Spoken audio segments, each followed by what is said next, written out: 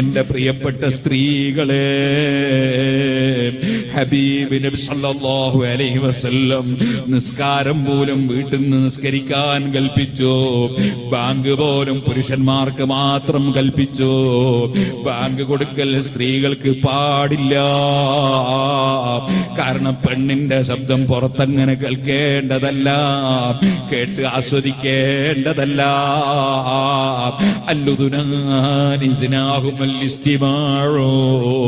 അന്യ സ്ത്രീയുടെ ആ ശബ്ദം കേട്ട് ആസ്വദിക്കുന്നത് അത് സിനയാണ്, അത് കാതിന്റെ വ്യഭിചാരമാണെന്ന് മുഹമ്മദുർ റസൂലുള്ളാഹി സല്ലല്ലാഹു അലൈഹി വസല്ലം പഠിപ്പിച്ചു. അൽ ഐനാനി സിലാഹു മൻ നദറു, കണ്ണുകൊണ്ട് അന്യപെണ്ണിനെ നോക്കി ആസ്വദിക്കുന്ന പരിപാടി അത് വ്യഭിചാരമാണെന്ന് നബിതങ്ങൾ പഠിപ്പിച്ചു. അതിനാൽ നമ്മുടെ നാട്ടിലെ സ്ത്രീകളുണ്ടല്ലോ, അവരത്യാവശ്യത്തിന് വേണ്ടി ഇറങ്ങിപ്പോകാറുണ്ടെങ്കിലും ചിലപ്പോൾ രജിസ്റ്റർ ഓഫീസിൽ രജിസ്റ്റർ ചെയ്ത് കൊടുക്കാൻ വേണ്ടി പോകേണ്ടി വരും.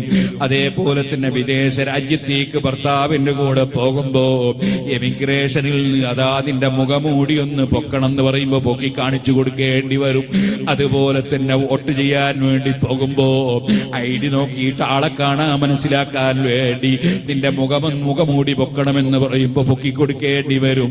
എന്നാൽ നമ്മുടെ ഈമാനും തഖ്വയുമുള്ള സ്ത്രീകള് അതേ മറ്റുള്ള കക്ഷികളെ പോലെ, യുക്തിവാദികളെ പോലെ, നിരീശ്വരവാദികളെ പോലെ, ആഖിറത്തിൽ വിശ്വാസമില്ലാത്തവരെ പോലെ റോട്ടിലിറങ്ങിയിട്ട് ആഹ്ലാദ പ്രകടനം നടത്തുന്നത് മുമ്പ് കാണാറില്ലായിരുന്നു. ഇപ്പോൾ അതാ ഈ പാവപ്പെട്ട സ്ത്രീകളെ ആരെല്ലാമോ പറഞ്ഞ് തെറ്റിദ്ധരിപ്പിച്ച് നരകത്തിലേക്ക് നയിക്കുകയാണ്. ഞാൻ പറയട്ടെ, ഉസ്താദുമാരെ വഅലിന് ഞങ്ങൾ പോയിരുന്നു, ഞങ്ങൾ സംഭാവന കൊടുത്തിരുന്നു, നല്ല ഭക്ഷണം പാകം ചെയ്ത് എത്തിച്ചു കൊടുത്തിരുന്നു. ഞങ്ങളോട് അലിമീങ്ങൾ പറഞ്ഞില്ലെന്ന് ഖിയാമത്ത് നാളിൽ പടച്ച റബ്ബിന്റെ കോടതി വെച്ച് കംപ്ലൈന്റ് പറയേണ്ട ഉമ്മമാരെ.